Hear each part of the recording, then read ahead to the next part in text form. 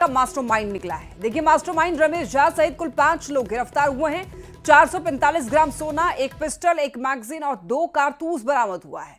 अब तक इस मामले में 9 लोगों की गिरफ्तारी हो चुकी है।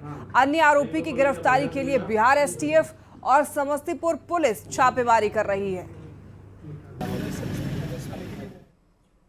ये वहां से बैंक ऑफ महाराष्ट्र में लगभग 23 लाख रुपया लोन लिए थे और यहाँ भी अपने नाम से, अपने पुत्र के नाम से, पत्नी के नाम से लोन लिए थे।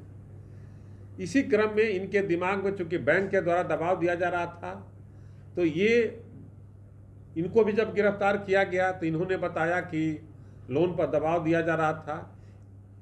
जिस वकील के यहाँ मुंशी है, दीपक मुंशी, उसी के यहाँ जो नगर थाना में दोनों कांड था, वो वकील के पास जो है जाता आता था।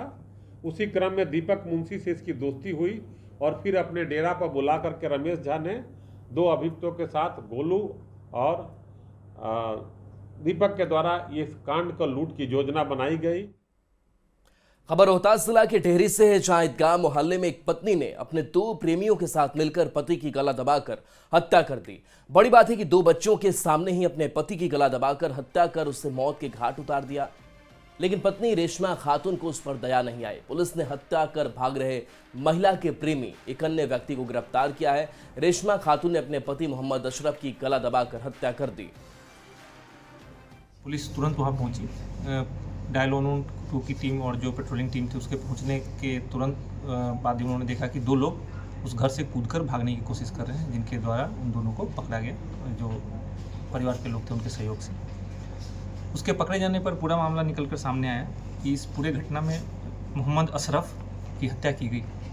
मोहम्मद अशरफ की हत्या उसकी पत्नी रेशमा खातून ने अपने सहयोगी मोहम्मद इफ्तिखार हसन और मोहम्मद जमशेद के साथ मिलकर एक बहुत ही क्रूर तरीके से एक साजिश के तहत ये हत्या की गई।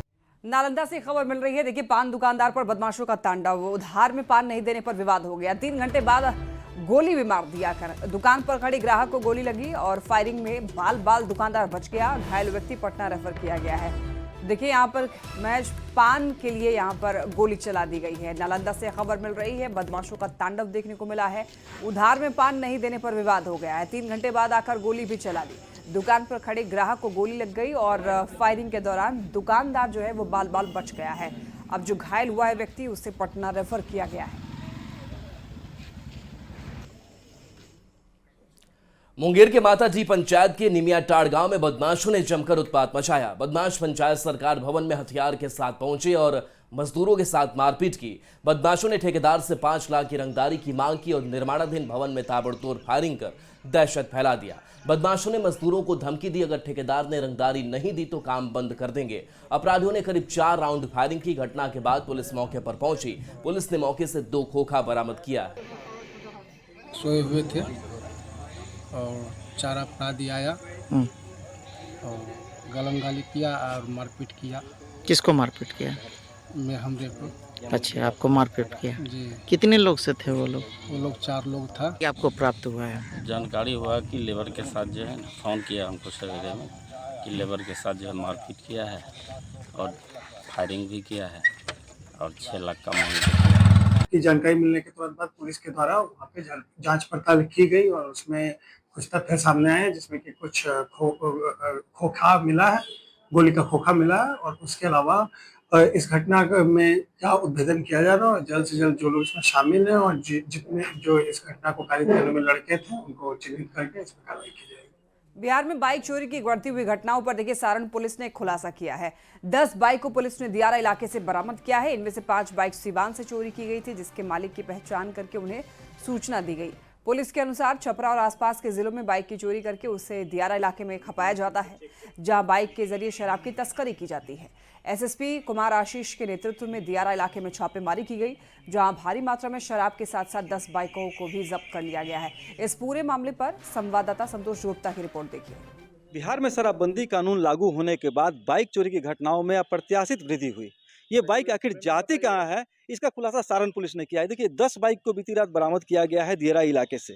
ये तमाम जो बाइक्स है वो कहीं ना कहीं चोरी करके इस्तेमाल किए जा रहे थे, यानी चोरी करने के बाद उन बाइक का इस्तेमाल जो होता है शराब के धंधे में किया जा रहा था। और पुलिस ने इसका खुलासा कर दिया। 5 बाइक के मालिक की भी पहचान की गई है, जो कि बगल के जिले सिवान के रहने वाले लोग हैं। उनकी बाइक चोरी करके छपरा ला करके शराब के धंधे में इस्तेमाल किया जाता है। हम दिखाना चाहेंगे नंबर प्लेट के साथ टेम्परिंग की गई, किस तरह से नंबर प्लेट को हटा दिया गया, नंबर प्लेट को घिस करके उसको मिटाने की कोशिश की गई ताकि पकड़ा ना जाए। और इस तरह के बाइक का इस्तेमाल जो है दियरा इलाके में शराब के धंधे में किया जा रहा था। तो कुल मिला के कहा जाए तो जो ये पूरा पुलिस का ऑपरेशन है, लगातार पिछले कई दिनों से चल रहा था। पुलिस को ये सूचना मिली थी और जो शराब के धंधे है उसको लेकर के जो पुलिसकर्मी है छापेमारी कर रहे थे। देखिए ये पुलिसकर्मी जो है बाइक की जांच कर रहे हैं। सर ये बताइए कि कहाँ से ये सब तमाम बाइक मिल गए? इधर दियरा साइड से मिला था और नंबर से हम लोग 25 नंबर से पता कर करके जिसका बाइक है उसको खबर कर रहे हैं। क्या इसमें पता चल रहा है? बाइक जब पूछ रहे हैं लोगों को पता चला तो क्या हाँ, बता रहे हैं वो? वो बता रहे हैं कि मेरी चोरी हुई थी सिवान से, टाउन थाना से। अच्छा, उनको सूचित कर दिया गया बुलाया है। जा रहा है हाँ उनको ना। बुलाया ये जब चोरी के बाइक है उसका इस्तेमाल दारू के धंधेबाज कर रहे हैं ना। हाँ उसी में शायद पकड़ाया है। अब तो बड़ा बाबू डिटेल में बताएंगे। तो बिल्कुल बड़ी अधिकारी डिटेल में बताएंगे, लेकिन जो प्रारंभिक जांच है उसमें ये बात स्पष्ट होकर सामने आई है कि जो बाइक्स है जो अगल बगल के जिले से चोरी किए जा रहे हैं उसका इस्तेमाल अब छपरा में शराब के धंधे में किया जा रहा है। संतोष गुप्ता, न्यूज़ 18 छपरा। मधुबनी से बड़ी खबर है, जहां ट्रक से शराब की बड़ी खेप जब्त की गई है। नागालैंड नंबर की ट्रक से ये शराब मिली है। हरलाखी थाना क्षेत्र के परसा गांव में छापेमारी हुई। शराब लदा ट्रक छोड़कर तस्कर फरार हो गए। 30 लाख शराब की कीमत बताई जा रही है। तो ये बड़ी खबर मधुबनी से, तस्वीर आप तक पहुंचा रहे हैं। ट्रक से शराब की बड़ी खेप जब्त की गई है। नागालैंड नंबर की ट्रक से शराब बरामद की गई है। हरलाखी थाना क्षेत्र के परसा गांव में छापेमारी हुई, जहां से शराब लदा ट्रक छोड़कर तस्कर फरार हो गए। 30 लाख रुपए शराब की कीमत बताई जा रही है। मुंगेर से बड़ी खबर, देसी शराब की 8 भट्टियां ध्वस्त की गई। 300 लीटर शराब भी जब्त किया गया। देखिए शराब के धंधेबाज फरार बताए जा रहे हैं। गंगा कछार दियारा में छापेमारी हुई और छापेमारी के दौरान यहां पर 30 लीटर शराब जब्त किया गया है। शराब के धंधेबाज वहां से फरार हो गए हैं। मौका देखते ही देसी शराब की 8 भट्टियों को भी ध्वस्त कर दिया गया है।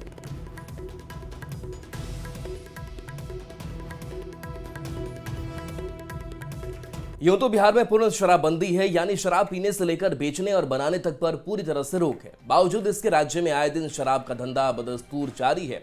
कहीं धड़ल्ले से शराब की बिक्री हो रही है तो कहीं शराब बनाई जा रही है। पुलिस सरदिन अभियान चलाती है, लेकिन पुलिस डाल डाल तो माफिया पात पात की स्थिति में है। हर दिन भारी मात्रा में शराब जब्त की जाती है और फिर इस शराब को नष्ट कर दिया जाता है।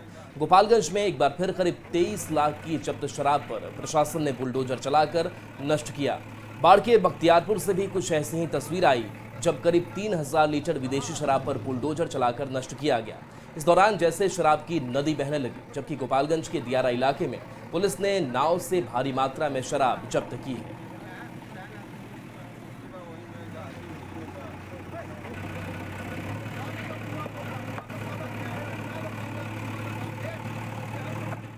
खबर कटिहार से, जहां बच्चे के अपहरण के सदमे से दादी की मौत हो गई। अपहरण करने आए अपराधी और परिजनों के बीच मारपीट हुई।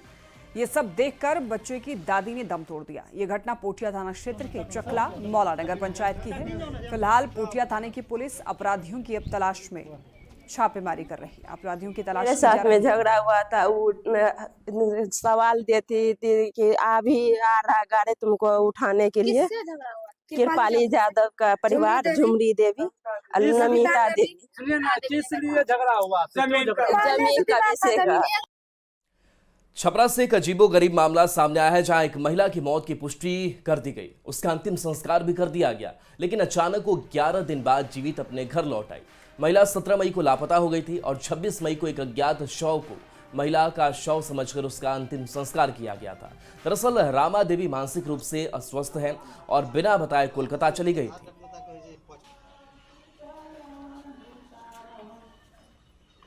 बिहार में ऑर्डिनेंस फैक्ट्री कॉरिडोर देश का नया हथियार हब बनेगा। मुंगेर, कैमूर, जमुई, बांका और अरवल में ऑर्डिनेंस फैक्ट्रियां बनेगी और मुंगेर, कैमूर, बांका, जमुई और अरवल जिलों में ऑर्डिनेंस कॉरिडोर विकसित किया जाएगा। इसके साथ ही भागलपुर, मुजफ्फरपुर, शेखपुरा और सारण को भी संभावित स्थल के रूप में चिन्हित किया गया है। उद्योग विभाग द्वारा तैयार किए गए इस प्रस्ताव को रक्षा मंत्रालय में भेजा गया है और प्रस्ताव को मंजूरी मिलने के साथ ही बिहार की एक नई पहचान स्थापित होगी। इसके साथ ही राज्य को बड़े पैमाने पर राजस्व की भी प्राप्ति होगी। बिहार पुलिस एसोसिएशन ने सरकार के इस प्रस्ताव का स्वागत किया है और अधिक जानकारी दे रहे हैं न्यूज़ 18 संवाददाता संजय कुमार।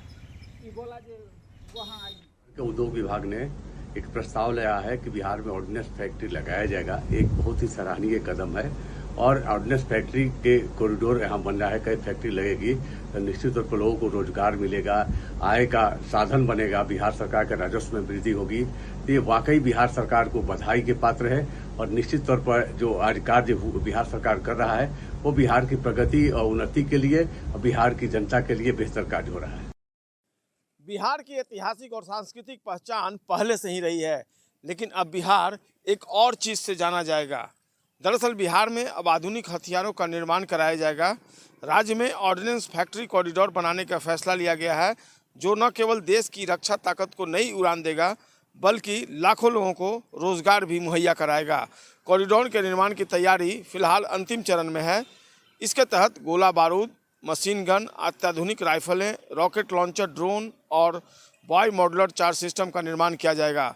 फिलहाल देश में केवल नालंदा जिले में बॉय मॉड्यूलर चार्ज सिस्टम का निर्माण होता है, जो तोपों और भारी फायरिंग गन की मारक क्षमता को बढ़ाने में इस्तेमाल किया जाता है। एक प्रस्ताव तैयार किया गया है जिसमें मुंगेर, बांका, कैमूर, अरवल, जमुई जिलों में ऑर्डिनेंस कॉरिडोर विकसित करने का फैसला लिया गया है। इसके अलावा भागलपुर, मुजफ्फरपुर, शेखपुरा और सारण को भी संभावित स्थल के रूप में आइडेंटिफाई किया गया है। जो ऑर्डिनेंस फैक्ट्री कॉरिडोर का निर्माण है, इससे संबंधित प्रस्ताव जो है वो बिहार सरकार की तरफ से तैयार कर लिया गया है और उद्योग विभाग ने यह प्रस्ताव रक्षा मंत्री राजनाथ सिंह को भेज दिया है। इस प्रस्ताव के मुताबिक बिहार में ऑर्डिनेंस फैक्ट्री कॉरिडोर बनाने से देश के सभी राज्यों में सही वक्त पर हथियारों की आपूर्ति की जा सकेगी। तो निश्चित तौर पर एक बड़ी पहल है बिहार सरकार की और जब इस प्रस्ताव को मंजूरी मिल जाएगी तो न केवल बिहार आर्थिक तौर पर और मजबूत होगा बल्कि बिहार की एक अलग पहचान जो है वह स्थापित होगी। कैमरा पर्सन अजय दुबे के साथ संजय कुमार, न्यूज़ 18 पटना। समस्तीपुर में जमुआरी नदी का अस्तित्व खतरे में है। नदी पर जमीन माफियाओं का कब्जा हो चुका है। नदी को पाटकर घर बनाए जा रहे हैं तो कहीं नदी किनारे कचरे का ढेर जमा है। स्थानीय लोगों का कहना है कि नदी के जमीन को अतिक्रमण कर लिया गया है। भूमाफिया नदी की जमीन को बेचने में लगे हैं। इस मामले को लेकर जब जल संसाधन विभाग के एग्जीक्यूटिव इंजीनियर से न्यूज़ 18 ने सवाल किया तो उनका कहना था कि 322 करोड़ से ज्यादा की लागत से जमुआरी और बलान नदी की उड़ाही का काम शुरू हो चुका है। नदी के अतिक्रमण को लेकर जिला प्रशासन को अवगत कराया गया है। उन्होंने बताया कि कुछ जगहों पर अतिक्रमण की समस्या है। 54 एकड़ जमीन को अतिक्रमण से मुक्त कराना है। 30 करोड़ की योजना है, उसमें 2 नदियां जो कि बूढ़ी गंडक से निःसृत होती है। जमुआरी नदी जो करीब 54 किलोमीटर चल के आपको मूसापुर में नून नदी से मिलती है। उड़ाही के लिए हम लोग क्या योजना बनी है और इसको उड़ाही के बाद और आपको जमुआरी में जो 54 किलोमीटर है उसमें 33 जगह द्विपथीय पुल का भी निर्माण किया जाएगा। ना मेरे पास कोई आधार कार्ड है और ना ही कोई पहचान पत्र जिससे मैं साबित कर सकूं कि मैं जमुआरी नदी हूं। जी हां, हम जहां खड़े हुए हैं वो समस्तीपुर के किसानों के लिए कभी लाइफ लाइन कहे जाने वाली जमुआरी नदी है, जो अब अपने अस्तित्व की लड़ाई लड़ रही है। और एक तरफ ये ठहरा पानी और इस पानी में रखा ये नाव इस बात की तस्दीक कर रही है कि यह नदी है और यहाँ पर लोग मछुआरे मछली पकड़ते थे। लेकिन वही दूसरी तरफ हम नदी की इस तस्वीर को हम दिखाते हैं तो इस नदी की धारा अब अवरुद्ध हो चुकी है। पहले तो गाद ने इसे मारा और अब फिर यहाँ पर जो लोग हैं इसे अतिक्रमण के शिकार बना रहे हैं और नदी के बीचों बीच पक्का निर्माण किया जा रहा है। और इस मामले पर जब हमने विभाग के अधिकारियों से बात की तो उनके द्वारा कहा गया कि नदी के उड़ाहीकरण का काम किया जा रहा है और जो भी अतिक्रमण है उसे खाली कराया जाएगा। Mukesh Kumar, news 18 network, Samastipur. रांची से बड़ी खबर, नगर निगम की बड़ी कार्रवाई। देखिए, व्यवसायी विनय सिंह का शोरूम सील कर दिया गया। 4 व्हीलर शोरूम को सील किया गया है। बता दें आपको, नेक्सजेन शोरूम को सील कर दिया गया। डोरंडा थाना क्षेत्र के डीपडी के पास में स्थित है ये शोरूम। आईएएस विनय चौबे के करीबी हैं विनय सिंह। वहीं इसके साथ ही झारखंड में देखिए, शराब घोटाले मामले में एसीबी के द्वारा विनय सिंह को भी पूछताछ के लिए बुलाया गया था, लेकिन विनय सिंह एसीबी दफ्तर नहीं पहुंचे, जिस वजह से उनके खिलाफ एसीबी ने कोर्ट से गिरफ्तारी का भी वारंट लिया है। और अब नगर निगम ने कार्रवाई करते हुए आपको ये बताते चले, शोरूम को बंद कर दिया गया है।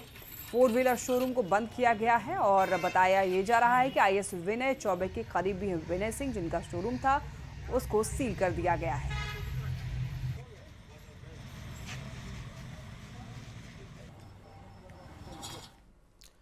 और देखिए, अब कारगिल विजय दिवस की 26वीं वर्षगांठ पर भारतीय सेना ने एक विशेष पहल की है। सेना के अधिकारी शहीदों के घर पहुंचकर उनके परिजनों को सम्मानित कर रहे हैं। इस पहल के तहत पूर्णिया के शहीद रतन सिंह, जो भागलपुर के मूल निवासी थे, उन्होंने कारगिल युद्ध में अपना सर्वोच्च बलिदान देकर देश की रक्षा की थी।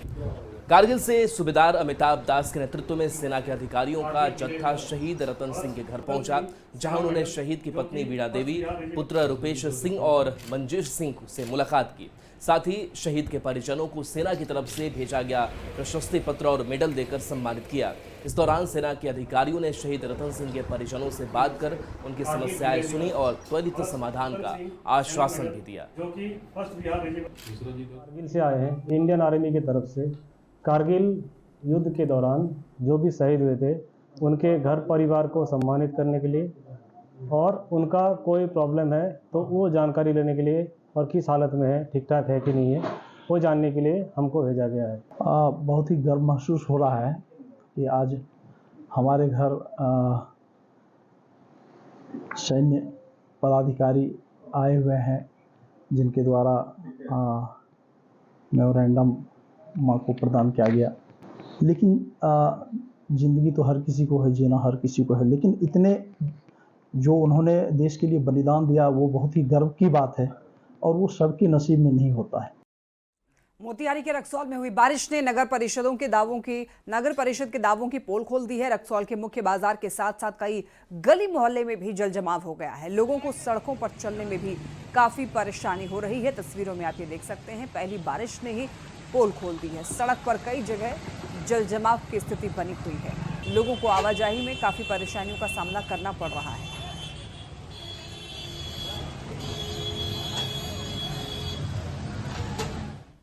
रांची में हुई पहली बारिश ने ही लोगों की परेशानी बढ़ा दी है। जल जमाव के कारण लोगों को आने जाने और रहने में काफी परेशानी हो रही है। वहीं जल जमाव पर सियासत भी तेज हो गई है। पक्ष और विपक्ष एक दूसरे पर राजधानी के साल का ठीकरा फोड़ रहे हैं। क्या है पूरा मामला, इस रिपोर्ट में देखिए।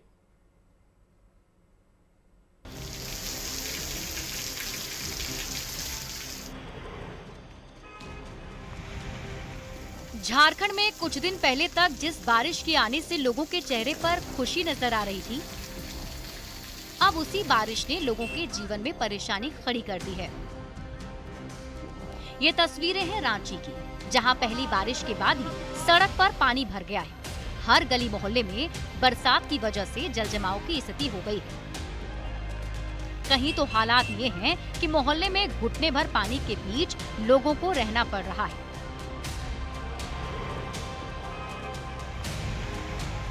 राजधानी में जल जमाव के बाद अब राज्य की सियासत तेज हो गई है।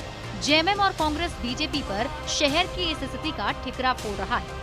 कांग्रेस ने शहर की इस स्थिति को बीजेपी का 17 साल का कैंसर बताया, तो वहीं जेएमएम ने भी बीजेपी को शहर की इस हालत का जिम्मेदार ठहराया है। रांची सदर के विधायक CP Singh ji, sewerage drain system के मामले में नाली और इसको रख रखाव के लिए 200 करोड़ रुपया का टेंडर निकाला गया। बिना कोई ब्लूप्रिंट, बिना कोई विजन का उस 200 करोड़ रुपया स्थानीय विधायक सीपी सिंह जी, ठेकेदार और नगर निगम के प्रशासन के तिजोरी में कमीशन चला गया। उसका परिणाम जल जमाव है। सीधे तौर पर इसका अगर कोई जिम्मेदार है तो वो रांची राजधानी के भारतीय जनता पार्टी के विधायक जिम्मेदार हैं और नगर निगम में जो भारतीय जनता पार्टी के लोग थे डिप्टी मेयर और मेयर में, वो जिम्मेदार हैं। जेएमएम और कांग्रेस के आरोप के बाद स्थानीय विधायक सीपी सिंह ने भी पलटवार किया। उन्होंने कहा, मैं विधायक हूँ, विधाता नहीं। जनता के आदेश का पालन करता हूँ। साथ ही उन्होंने नगर निगम को सफाई दुरुस्त करने की नसीहत भी दे दी। मैं विधायक हूँ, विधाता नहीं। मैं जनता के आदेश निर्देश का पालन करता हूँ, लेकिन कहाँ पानी का जल जमाव हो रहा है ये विधायक के हिस्से में नहीं है। विधायक संबंधित विभाग को जानकारी दे सकता है। राजधानी में जल जमाव पर जहां एक और सियासत हो रही है, वहीं नगर निगम भी कई सवालों के घेरे में आ रहा है कि आखिर ये कैसी व्यवस्था है कि शहर हल्की बारिश में ही डूबता जा रहा है। रांची से न्यूज़ 18 संवाददाता गौरव झा की रिपोर्ट। रांची के बुद्ध विहार अशोक कुंज में पानी भर गया है, जिसके कारण लोगों को काफी परेशानी हो रही है। संवाददाता संजय कुमार सिन्हा की इस रिपोर्ट को आप देखिए। कि बारिश का कहर लगातार जारी है और आप देख सकते हैं कि राजधानी रांची के गली मोहल्ले, हम इस समय राजधानी रांची के बुद्ध विहार अशोक कुंज में हैं, जहां पर देख सकते हैं कि मोहल्ले में जिस तरीके से जल जमाव हुआ है और जो जल जमाव की वजह से जो घरों में पानी घुस रहा है या जो लोग देखिए, आप देख सकते हैं कि नज़ारा देखिए अपने आप में बहुत कुछ कर रहा है। यहाँ पर लोग जिस तरीके से परेशानी से गुजर रहे हैं, खासकर बच्चों को परेशानी हो रही, तमाम लोग कह सकते हैं कि पानी की मनमानी ने जिस तरीके से लोगों का सफर रोक दिया। बाबू जरा रुकना इधर, बहुत दिक्कत है ना? हाँ, तो कैसे जाएंगे, कैसे पार करेंगे? तो हो गया। हाँ, कैसे पार करना पड़ता है।